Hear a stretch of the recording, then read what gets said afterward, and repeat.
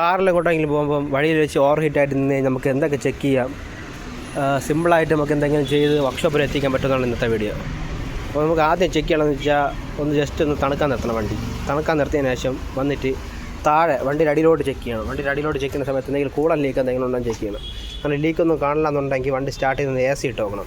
ഈ AC ഇട്ട് നോക്കുന്ന സമയത്ത് ഇതാണ് റേഡിയേറ്റർ. അതായത് വണ്ടിയുടെ തൊട്ട് ഫ്രണ്ടിലായിട്ട് ഈ ബമ്പറിൻ്റെ തൊട്ട് ബാക്കിലായിട്ടും ഇവിടെ റേഡിയേറ്റർ ഫാനുണ്ട്. ഈ ഫാൻ മോട്ടർ വർക്ക് ആവണമില്ലെന്ന് നോക്കണം. അപ്പോൾ സ്റ്റാർട്ട് ചെയ്ത് AC ഇട്ട് കഴിഞ്ഞാൽ നമുക്ക് അറിയാൻ പറ്റും ഫാൻ മോട്ടർ വർക്ക് ആവണമില്ലെന്ന് നോക്കണം. അപ്പോൾ ഫാൻ മോട്ടർ വർക്ക് ആവണില്ല എന്നുണ്ടെങ്കിൽ ഒന്നില്ല അതിൻ്റെ ഫാൻ മോട്ടറായിരിക്കും കംപ്ലയിൻറ്റ്, ഇല്ലാന്നുണ്ടെങ്കിൽ ഫ്യൂസോ റിലേ ആയിരിക്കും കംപ്ലയിൻറ്റ്.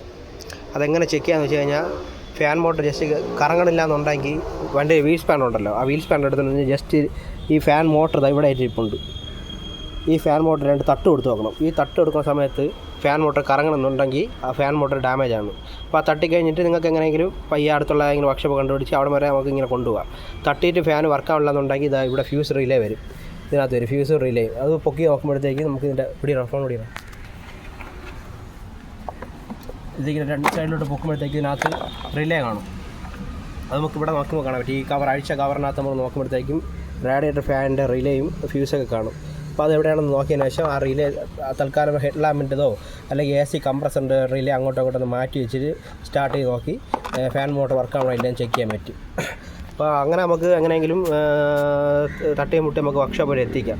ഇല്ല ഇത് രണ്ടും ചെയ്തിട്ടും കംപ്ലയിൻറ്റ് കിട്ടിയില്ല എന്നുണ്ടെങ്കിൽ നിങ്ങൾ ചെയ്യാനുള്ള ഒരു പണി എന്ന് വെച്ച് കഴിഞ്ഞാൽ നമ്മളെ അകത്ത് AC ഇട്ടപ്പോഴത്തെ ACയുടെ ഫാനുണ്ടല്ലോ, ആ ഫാനിനകത്ത് നമ്മൾ ഫുൾ സ്പീഡ് ഇടണം. ഫുൾ സ്പീഡ് ഇട്ടതിന് ശേഷം നേരെ ഹീറ്റിലോട്ട് ഇടണം. ഹീറ്റ് മോഡിൽ ഇടുമ്പോഴത്തേക്കും ഈ റേഡിയേറ്ററിനകത്തുള്ള ഈ ചൂടായിട്ടുള്ള കൂളൻ്റെ മൊത്തം അതിനകത്തും പറഞ്ഞുണ്ട്. അപ്പോൾ അതിൽ കൂടെ ഒരുവിധം തണുപ്പൊക്കെ കിട്ടും. അങ്ങനെയും നമുക്ക് വർക്ക്ഷോപ്പ് എത്തിക്കാം.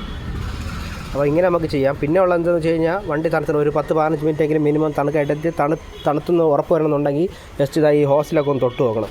ഇപ്പോൾ ചൂടുണ്ടായില്ല ചെക്ക് ചെയ്യണം. അപ്പോൾ ഒരുവിധം ചൂട് കുറവാണെന്നുണ്ടെങ്കിൽ ഈ അടപ്പ് ഇങ്ങനെ തുറന്ന് നോക്കണം. റേഡിയേറ്ററിൻ്റെ അടപ്പ് തുറന്ന് നോക്കി ഇതിനകത്ത് കൂളനുണ്ടോ ഇല്ലെന്ന് ചെക്ക് ചെയ്യണം. അപ്പോൾ നിങ്ങൾ ചൂടായി നിൽക്കുന്ന സമയത്താണ് തുറക്കണമെന്നുണ്ടെങ്കിൽ ഇത് മുഖത്തൊന്നും അടിക്കാനുള്ള ചാൻസ് ഉണ്ട്.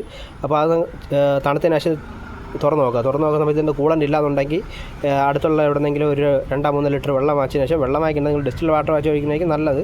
അപ്പം വഴി കിടക്കണമെന്നുണ്ടെങ്കിൽ നിങ്ങൾ വെള്ളം കിട്ടുമെങ്കിൽ വെള്ളം വാങ്ങിച്ച് ഒഴിച്ചാലും മതി. ഇല്ലാന്നുണ്ടെങ്കിൽ ഡിസ്റ്റിൽ വാട്ടർ വാങ്ങിച്ച് വാങ്ങിച്ചിട്ട് ഒഴിക്കുക. എത്ര ലിറ്റർ കുറവുണ്ടെന്ന് നമ്മൾ അളന്ന് തന്നെ ഒഴിക്കണം. ഇപ്പോൾ 2-3 ലിറ്ററൊക്കെ കുറവുണ്ടെന്നുണ്ടെങ്കിൽ അത് ഉറപ്പായിട്ട് എവിടെയെങ്കിലും ലീക്ക് കാണും. എന്നിട്ട് വെള്ളം ഒഴിച്ചതിന് ശേഷം വണ്ടി സ്റ്റാർട്ട് ചെയ്തിട്ട് ജസ്റ്റ് താഴോട്ടോ ഈ സൈഡിലോട്ടൊക്കെ നോക്കണം. എവിടെയെങ്കിലും കൂടെ ലീക്ക് ആവണമെന്നില്ല നോക്കണം. അത് നോക്കി ലീക്ക് ആവണമെന്നുണ്ടെന്നുണ്ടെങ്കിൽ പെട്ടെന്ന് അടുത്തുള്ള വർക്ക്ഷോപ്പിൽ കൊണ്ട് കാണിക്കുന്നതായിരിക്കും നല്ലത്. അപ്പോൾ നമുക്കിങ്ങനെ വഴിയിൽ കിടക്കുകയാണെന്നുണ്ടെങ്കിൽ നമുക്ക് ഒരു കസ്റ്റമർ എന്ന രീതിയിൽ നമുക്ക് ഇങ്ങനെയൊക്കെ വർക്ക്ഷോപ്പ് വരെ എത്തിക്കാനുള്ള പരിപാടി എന്ന് വെച്ചാൽ ഇങ്ങനെയാണ്. അപ്പോൾ വീഡിയോ നിങ്ങൾക്ക് ഇഷ്ടപ്പെട്ടിട്ടുണ്ടെങ്കിൽ ഒന്ന് ലൈക്ക് ചെയ്യുക, പിന്നെ സബ്സ്ക്രൈബ് ചെയ്യണമെന്ന് പരിഗണിക്കുക.